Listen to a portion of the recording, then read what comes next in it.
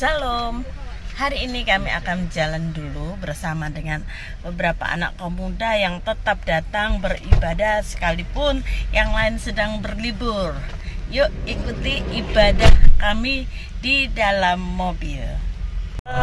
Kau sertaku, tak usah ku bimbang, kau di dalamku, tak usah ku cemas, kau penghiburku saat ku lemah, kau kuatku. Ku nyanyi haleluya, ku nyanyi haleluya.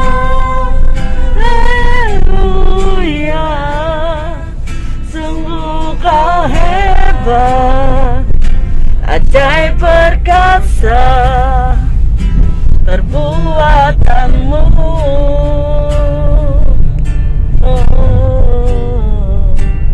Ku nyanyi haleluya,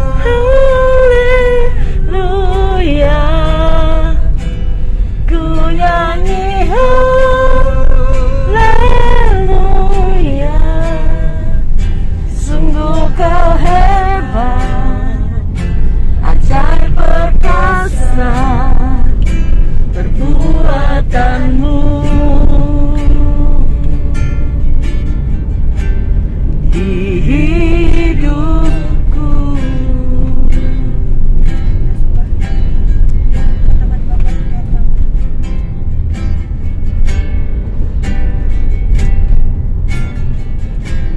Bapakku datang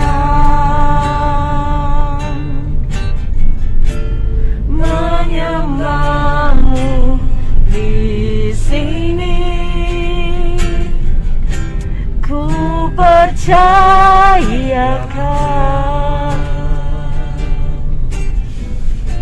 ada bagiku.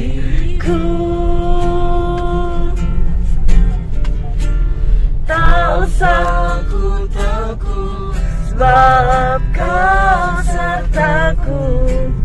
Tak usah ku bimbang, kau di dalamku.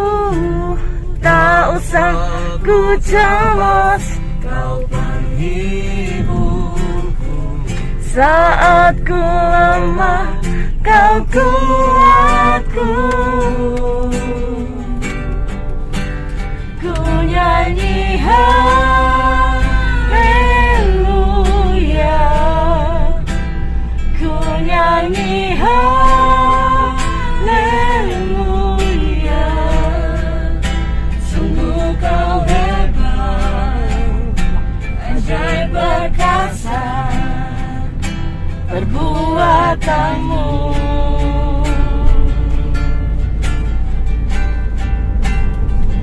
Nyanyi haleluya, ku nyanyi haleluya. Sungguh kau hebat, ajaib perkasa perbuatanmu. Di hidupku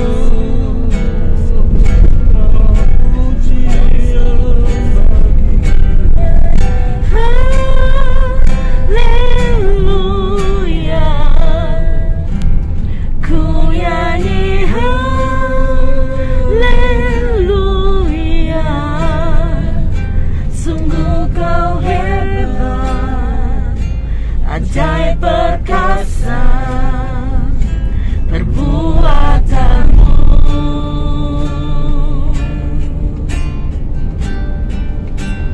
Ku nyanyi haleluya,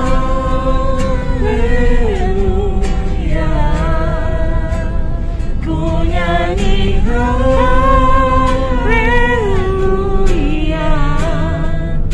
Sungguh kau hebat, ajaib perkasa perbuatanmu. Di hidupku.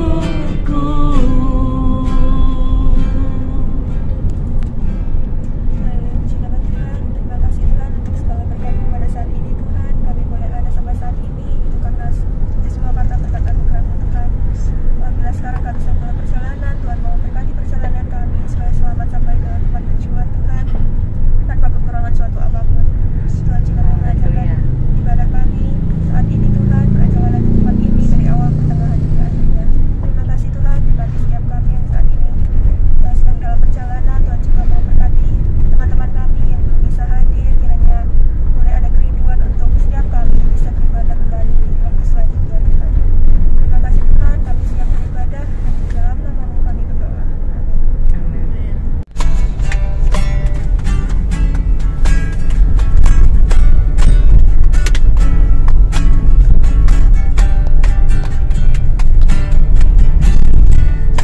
Hari ini hari yang telah dijadikan Tuhan, mari kita bersuka.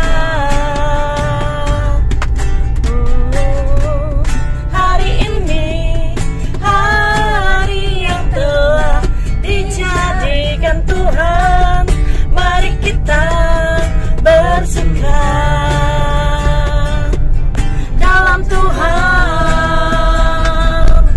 bersuka dalam Tuhan, bersuka, bersuka dalam Tuhan, mari bersuka, bersuka citalah, bersuka, bersuka dalam Tuhan, sekarang bersuka, bersuka citalah.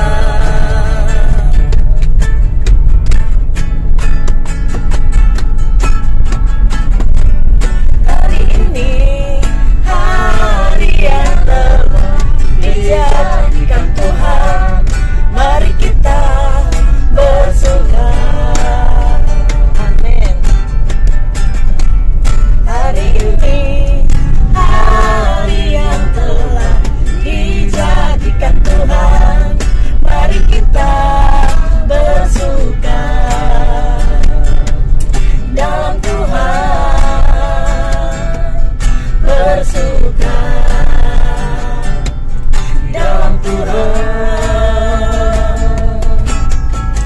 bersuka, bersuka dalam Tuhan, mari bersuka, bersuka citalah, bersuka, bersuka dalam Tuhan, sekarang bersuka, bersuka citalah,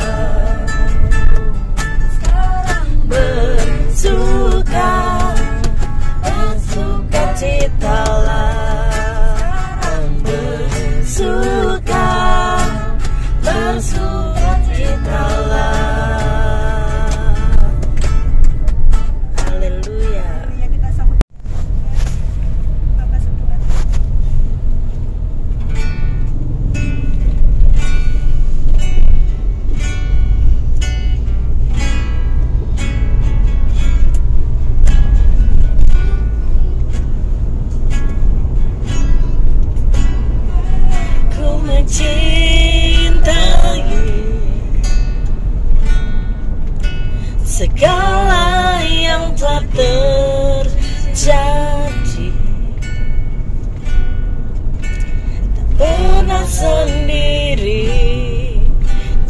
jalani hidup ini selalu menyertai.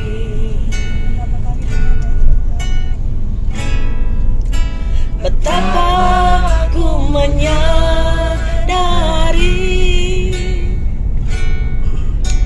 di dalam hidupku ini Kau selalu memberi rancangan terbaik oleh karena kasih.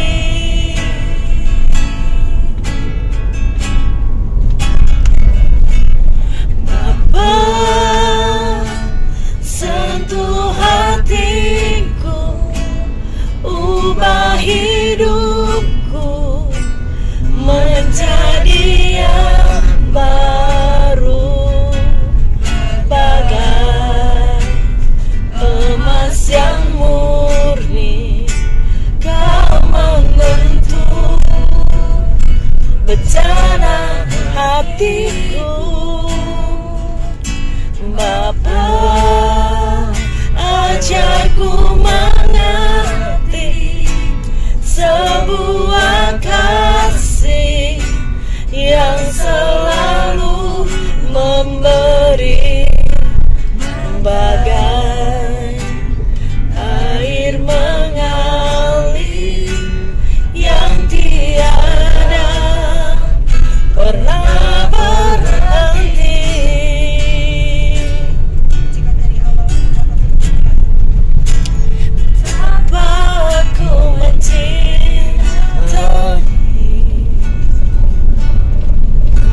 Segala yang tak terjadi, tak pernah sendiri. Jalani hidup ini selalu menyertai.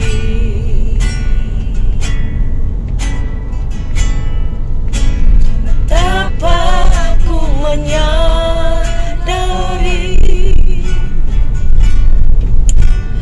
dalam hidupku ini Kau selalu memberi rancangan terbaik oleh karena kasih.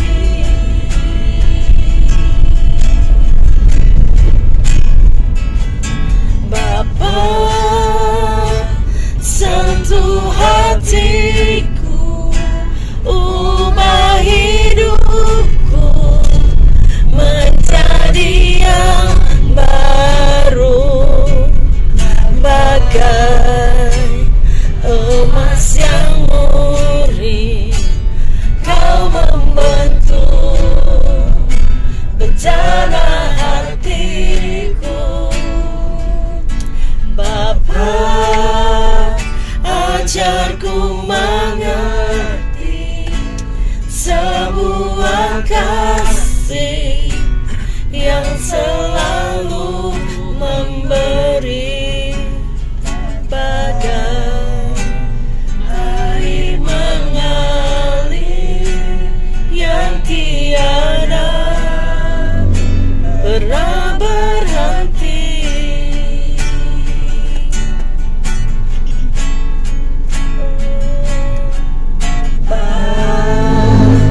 Sentuh hatiku, ubah hidupku menjadi yang baru, bagai emas yang murni. Kau membentuk bencana hatiku. Bapa, ajarku mengerti sebuah kasih yang selalu memberi, bagai air mengalir yang tiada pernah berhenti.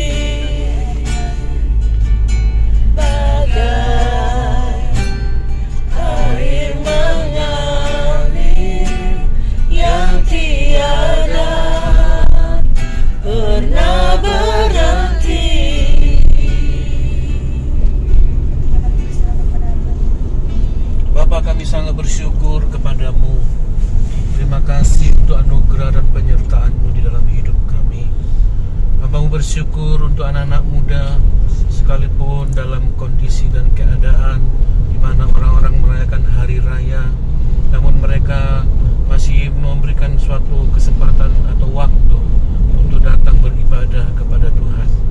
Kiranya Tuhan menolong anak-anak muda yang ikut serta bersama dengan kami beribadah bersama. Tuhan yang akan memberikan perbedaan, oh Tuhan, antara orang-orang yang setia dengan orang-orang yang tidak setia beribadah kepada Tuhan. Nyatakan anugerah dan pertolongan buat kami semua. Biar kuasa-Mu, oh Tuhan, mengalir atas hidup kami, memberikan kami hikmat dan pengertian untuk kami mengerti apa yang menjadi firman Tuhan di dalam hidup kami. Dan firman Tuhan yang akan menuntun setiap hidup kami, sehingga kami bisa menjadi orang-orang yang seperti Tuhan, sama seperti kehendak Bapa di surga. Terima kasih. Sebentar kami akan mendengarkan firman-Mu. Kiranya Tuhan menolong memberkati kami semuanya. Dalam nama Tuhan Yesus Masiah kami berdoa. Haleluya. Amin. Salam saudara-saudara. Salam. Timotius, bagaimana kok nggak ada suaranya? Hah? Ada. Tadi saya dengar suaranya tidak ada waktu nyanyi ya. Mungkin pakai masker atau apa?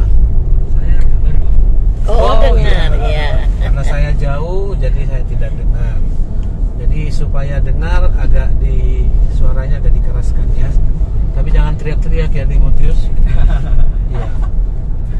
Bagaimana Irin, Alin, sehat? Puji Tuhan sehat. Apa ada rasa penyesalan kok saya nggak hari rayaan gitu? Hah? Sudah kok Om tadi sih. Oh sudah, ya puji Tuhan. Ya memang kita sebagai orang yang takut Tuhan itu harus mengutamakan dan memberikan waktu yang terbaik untuk Tuhan. Ya sekalipun itu ada kesibukan dan lain sebagainya, ya paling tidak kita harus menyediakan waktu untuk beribadah dengan jadwal-jadwal yang sudah ditentukan di dalam gereja kita. Hari ini kita belajar tentang Bileam ya. Di kurikulum tentang siapa? Bileam atau siapa? Gak ada yang baca ya. Ya, Bileam. Itu tertulis dalam Bilangan pasal yang ke-22. Airin, sekarang baca Bilangan 22. Ya, mulai ayat pertama. Siapa itu Bileam? Bentar ya. Bilangan 22 ayat yang pertama.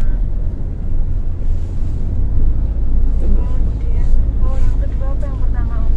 Ayat yang pertama. Kemudian berangkatlah orang Israel dan berkemah di dataran Moab, di daerah seberang sungai Yordan dekat Yeriko. Terus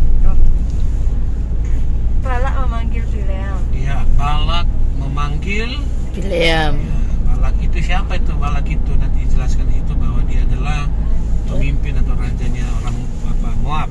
Terus Balak bin Zipor melihat segala yang dilakukan Israel kepada orang Amori. ya, orang Israel itu ya, mengalahkan bangsa Moab. Jadi Balak itu nggak terima itu ceritanya ya. Jadi terus lanjut. Ayat yang ketiga, maka sangat gentarlah orang Moab terhadap bangsa itu. Iya. Gentar. Apa tuh sinonim kata gentar? Takut. Takut sekali gitu ya. Sangat takut. Itu kondisi yang dialami oleh orang Moab atau bangsa Moab menghadapi bangsa Israel. Jadi kita bisa melihat bahwa bagaimana caranya Balak untuk memanggil Bileam supaya datang mengutuki bangsa Israel ya, karena Bileam ini adalah seorang penenun ya, tukang sihir gitu ya. Bagaimana dia bisa ya, bahasa sekarang itu apa, orang pintar atau orang apa, dukun atau bagaimana? Iya, yang kirim-kirim bala. Yang kirim-kirim bala itu mungkin orang Apa kalau orang sini? kalau orang sini ngomong apa? Kirim apa sing? Santet. Iya. Iya. Ayo lanjut, bagaimana di situ dijelaskan Bileam itu anaknya siapa? Ayat keberapa itu? Peor. Ayo. Lanjut. Lanjut. Lanjut ya.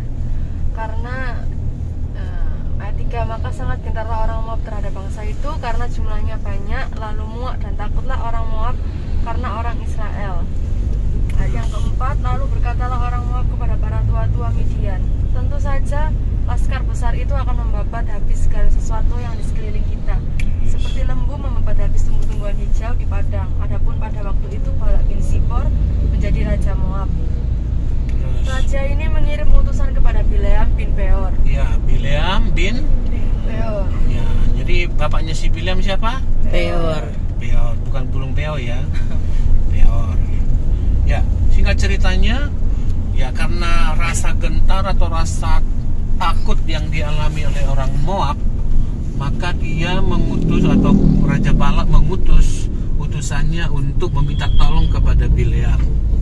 Ya, dan kita bisa melihat pasal 22 dan pasal 23 itu bagaimana Bileam ini adalah seorang yang menyembah banyak dewa. Coba di ayat yang ke-18, Airin, ya. Ayat ke-18. Ayat yang ke-18. Tetapi Bileam menjawab kepada pegawai-pegawai Balak. Perhatikan baik-baik. Bileam menjawab kepada pegawai-pegawai yang diutus oleh Raja Balak tadi. Apa yang dikatakan? Sekalipun Balak memberikan kepadaku emas dan perak seistana penuh, Ya. aku tidak akan sanggup berbuat sesuatu yang kecil atau yang besar yang melanggar titah Tuhan Yahweku. Ya, dengar ini baik-baik. Tadi dikatakan dia itu seperti kayak tukang santet kalau zaman sekarang, ya. Tapi dia berkata ayat 18 itu, bagaimana mungkin saya bisa melanggar perintah Tuhanku? Kau kasih saya emas, seistanamu pun kamu kasih hadiah, upah dan sebagainya, saya tidak akan mungkin, gitu ya. Ya, jadi itu suatu bukti bahwa Bileam ini adalah orang yang menyembah beberapa dewa, termasuk dia juga percaya kepada Tuhannya orang Israel. Ya, jangan dewa-dewa lain seperti sekarang itu banyak orang-orang Kristen itu percaya Tuhan, tetapi percaya juga kepada sesembahan-sesembahan yang lain. Ya, pernah mengetahui orang-orang yang demikian, bukan? Iya. Dia orang Kristen tetapi menyembah juga Tuhan yang lain. Ada dewa di rumah disembah-sembah, ya, seperti agama-agama yang lain mencampur adukan kepercayaan atau keyakinan dengan ya penyembahan-penyembahan yang lain. Itu sering terjadi.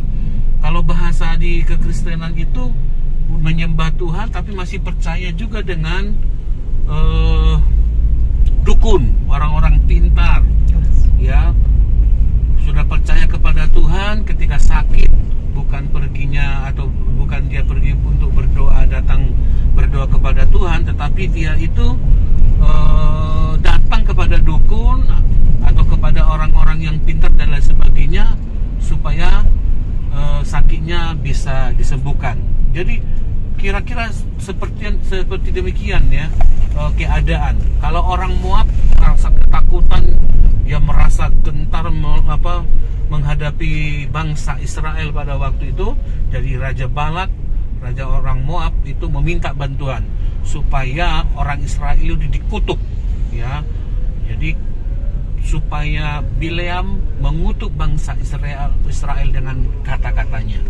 Karena Balak sangat mengenal Bileam bahwa Bileam mampu untuk melakukan itu.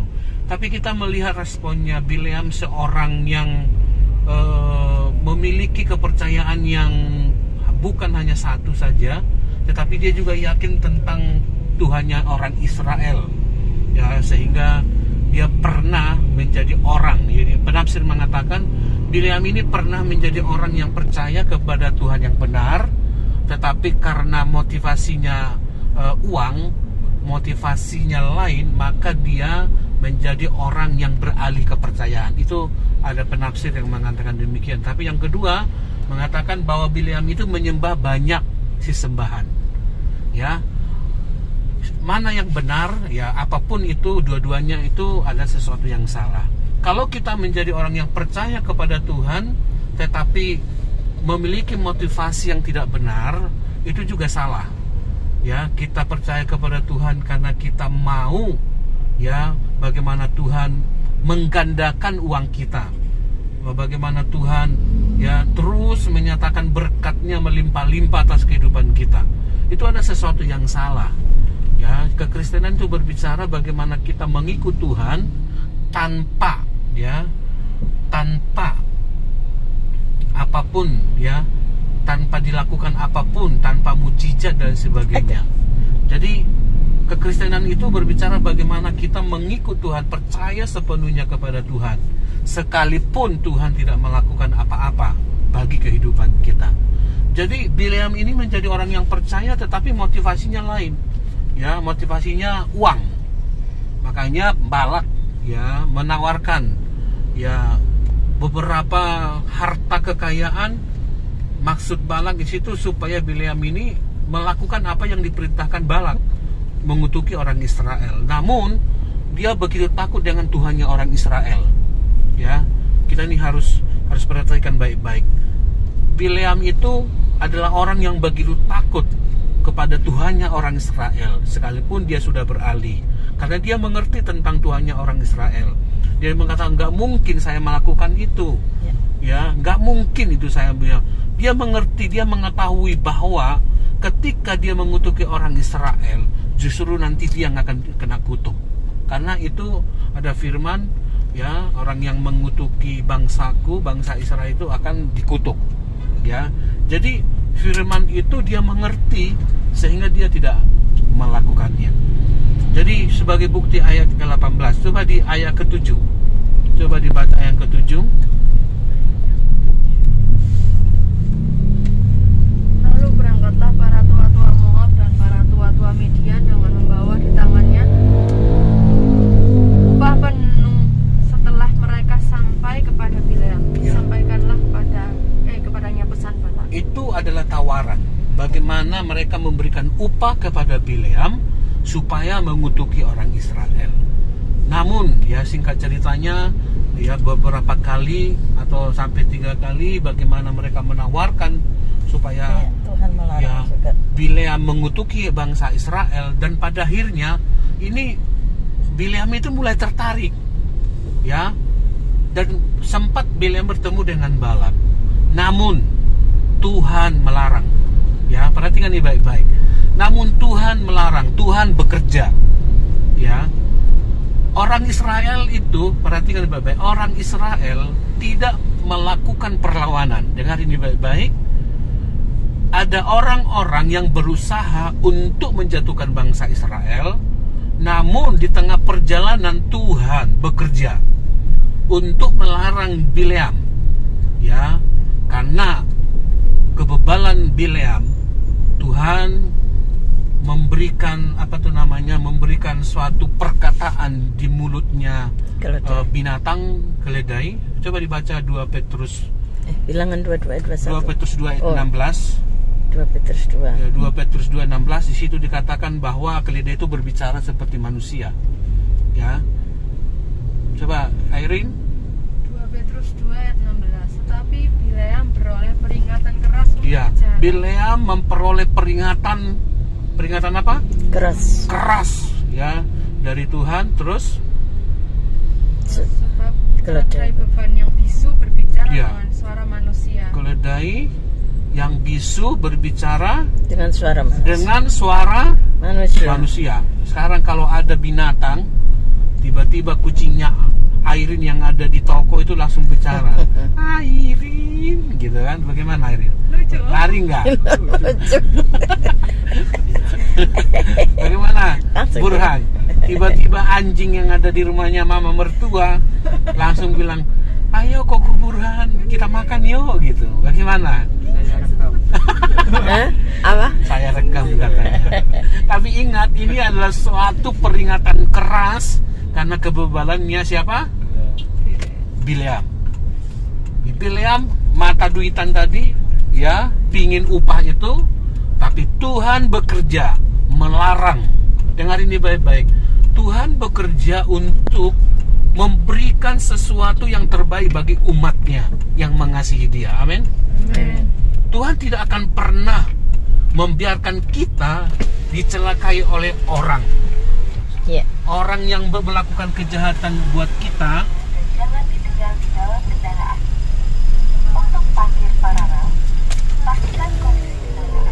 orang yang memiliki niat jahat, yang begitu jahat, mungkin mau bunuh kita dan lain sebagainya, engkau harus tahu bahwa Tuhan akan bekerja untuk membela. Amin. Amin, Timotius. Dengar ini baik-baik, bahwa Tuhan tidak akan membiarkanmu. Sekalipun ada orang yang tidak suka kepada kita. Ini adalah pembelaan Tuhan. Ini perlindungan Tuhan atas kehidupan kita. Yang kedua, yang perlu kita pelajari dari hidup, ya, bagaimana Tuhan memakai binatang, karena Bileam begitu bebal. Jangan sampai Tuhan memakai orang yang tidak berdaya, orang yang bisu, yang tidak bisa melakukan apa-apa untuk mengingatkan kita. Kalau Tuhan sudah mengingatkan kita, seharusnya kita harus segera bertobat supaya Tuhan segera mengampuni. Itu kisah yang kita pelajari dari Bileam. Jadi saudara-saudara yang dikasih oleh Tuhan, sesuatu yang tidak dapat kita pikirkan itu bisa terjadi. Bileam mau mengutuki bangsa Israel, tetapi Tuhan melarang, ya. Tetapi Tuhan melarang. Tuhan ingin supaya perkataan kita, kata-kata yang keluar dari mulut kita itu adalah kata-kata memberkati, ya. Jadi pelajaran malam hari ini, Tuhan berkehendak supaya kata-kata yang keluar dari mulut kita ini adalah kata-kata yang memberkati. Coba Olin, menurutmu kata-kata yang penuh berkat itu adalah kata-kata seperti apa? Tergantung situasi. Seperti misalnya kita punya seorang teman atau rekan yang nggak cocok sama kita, pernah crash. Gimana kita cara membalas perkataannya mereka, entah mereka ngomong yang jelek sekalipun berkaitan tentang siapapun, tapi kita sebisa mungkin menahan diri gitu. Jadi nggak membalas dengan perkataan mereka yang seperti itu. Terus kata-katanya bagaimana? Ya basicnya mungkin kata-kata yang meskipun dia dalam kesusahan, kita nggak apa ya, istilahnya kayak ngapokno gitu, entah mensyukuri kejadian yang menimpa dia atau ya mencemooh dia. Iya. Kita tetap dalam gimana sih ajarannya Tuhan buat umatnya. Bagaimana? Siapa namanya? Timotius? Bagaimana menurutmu kata-kata memberkati itu seperti apa? Ketika ada teman kita yang lagi putus semangat atau putus asa, kita bisa ngasih perkataan yang bisa membangkitkan kembali semangatnya dia. Contoh kata-kata membangkitkan semangat. Contohnya, gak usah putus asa karena Gak bilangnya ya yang semangatnya enggak. Terus bagaimana? ya gak usah putus asa karena kamu pasti bisa melakukan tugasmu dengan baik. Oke. Jadi usahakan ya bahwa kata-kata yang keluar dari mulut kita ini adalah kata-kata yang memberkati. Kata berkat itu adalah sesuatu yang menguntungkan, bukan? Iya. Ya kan? Jadi kalau saya katakan begini, Irene, wow, jelek gitu kan, itu memberkati atau enggak? Enggak. Cuman kadang-kadang Om sih kadang bergurau, oh, jelek sekali kau Rin gitu ya. Ya, harus dibedakan ya. Harus dibedakan kata-kata yang keluar dari mulut dengan marah. Sering juga ini terjadi di setiap keluarga kita ya. Kadang orang tua nggak menyadari bahwa kata-katanya itu kata-kata yang menyakiti anak-anaknya. Goblok. Kira-kira bagaimana kalau ada orang tua, tiba-tiba kita ada salah, goblok kamu itu gitu. Kira-kira hati kita, aduh senangnya mah Tuhan Yesus memberkati gitu. Hah? Ada yang bilang seperti itu? Rin? Kok kamu nangis? Enggak. Nangis Rin. Jangan nangis lah Rin. Ya, jadi kita harus berusaha. Nanti kalau Erin sudah punya anak, berusaha untuk menjaga mulutnya. Ya, sekarang kamu sudah punya suami, berusaha untuk menjaga mulutmu supaya jangan menyakiti. Ya, kalau bergurau apa-apalah. Tetapi ini yang serius yang saya maksud ya. Jangan keluar kata-kata hinaan. Kata-kata hinaan ini seperti apa? Burhan, kata-kata hinaan seperti apa? Kejelekan orang diumbar gitu. Oh iya, diumbar kejelekan. Tapi kalau dia memang betul-betul jelek, itu kenyataan loh ya. Halus sekali. Ya, jadi gini, contoh ya, mungkin Airin pernahlah salah gitu ya, terus diumbar gitu di ini. Oh kamu tahu nggak Airin itu dia curi ini dia ini gitu ya kan. Terus ketemu lagi dengan teman yang lalu, itu merugikan atau menguntungkan? Merugikan. Jangan ya itu kita ucapkan. Jadi kalau kita sebagai sahabat, Rin, ayo semangat, jangan lakukan lagi ya. Ya kamu pasti bisa. Ya kamu salah. Bukan berarti saya mendukungmu dalam kesalahanmu, tetapi kita ayo sama-sama kita berubah. Itu kata-kata berkat atau enggak? Kata-kata berkat. Tapi orang-orang yang salah terus memiliki sikap permusuhan. Lihatlah itu. Langsung dimusuhi. Itu memberkati atau tidak? Tidak. Jadi sebagai orang yang percaya kepada Tuhan Yesus, harusnya kita memiliki perkataan yang memberkati. Bahasanya Alkitab itu adalah perkataan kita itu adalah perkataan yang penuh kasih. Amin. Amin. Ya, hari ini kita belajar di situ. Dengar, orang yang berniat jahat dengan kata-katanya yang mau mengutuk kita, Tuhan bekerja untuk melarang dengan keras. Ini kasusnya Bileam. Dengan keras Tuhan melarang. Jadi orang yang melakukan kejahatan kepada orang yang mengasihi Tuhan itu, Tuhan yang akan menjadi pelindung. Dia akan menjadi tembok, menghalangi semua, dan itu tidak akan terjadi. Tetapi kita yang mengasihi Tuhan harus ya memberikan kata-kata yang menguntungkan buat mereka. Kata-kata yang penuh dengan kasih. Aduh, hari ini kamu cantik sekali, Timotius. Salah. Olin, kamu hari ini cantik sekali. Pakai parfum apa, Olin? Oh iya, saya dibelikan. Ini gitu ya. Jadi itu yang harus kita lakukan. Saya lupa ayatnya, betul-betul lupa.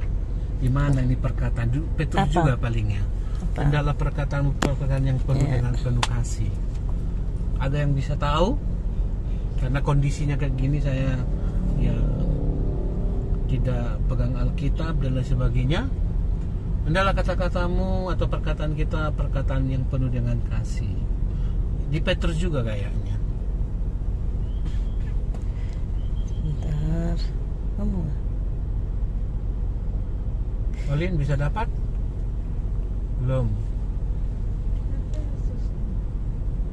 Coba lihat di Petrus.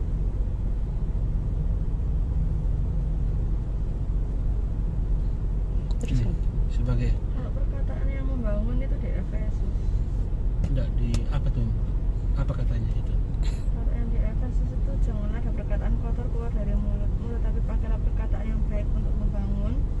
Oh, ada yang lain, tapi ini juga boleh. Ini, ayo kita sama-sama di Efesus berapa? 4 ayat 29. Efesus 4 ayat 29. Ada yang satu lagi memang. Kalau Ya. 4 ayat 6. Ini kalau saya coba dibaca apa? Kalau 4 ayat 6. Kolose 4 ayat. Coba baca Olin. Hendaklah kata-katamu senantiasa penuh kasih. Ini. Sama-sama baca ya. Kolose 4 ayat 6. Tapi yang tadi juga bisa ya. Ya, kita ke Kolose 4 ayat 6. Ayo. 1 2 3 ya. Hendaklah kata-katamu senantiasa penuh kasih, jangan hambar, sehingga kamu tahu bagaimana kamu harus memberi jawab pada semua. Iya, itu yang harus kita katakan. Jangan hambar. Hambar itu sesuatu yang tidak berguna bagi orang lain. Kata-kata yang tidak berguna udahlah kurangi aja. Kita penuh berkatlah ya yang kita katakan. Demikian perenungan kita hari ini, singkat dan jelas ya. Ya, karena kondisi kita dalam keadaan seperti ini, ada sesuatu yang harus kita lakukan. Nanti kita makan bersama, kita sharing-sharing bagaimana dengan kata-kata ini nanti. Ini masih berlanjut loh ya. Nanti kita doanya di sana. Nanti kita sharing itu kata-kata yang penuh dengan kasih itu. Oke, kami akan lanjut. Ya, Tuhan Yesus memberkati.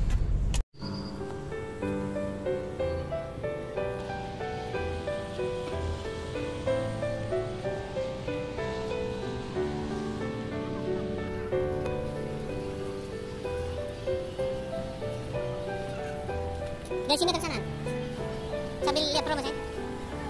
Awe. Sabar.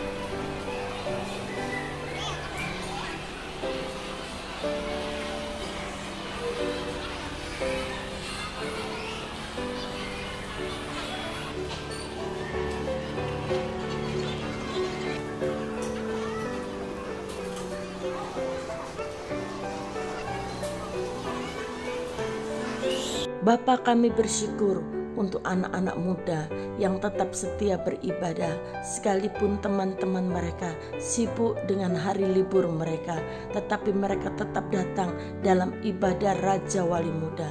Dan hari ini kami telah belajar bersama-sama mengadakan ibadah di dalam mobil dan tetap menikmati hadirat Tuhan saat kami memuji Tuhan, saat kami dengar firman Tuhan.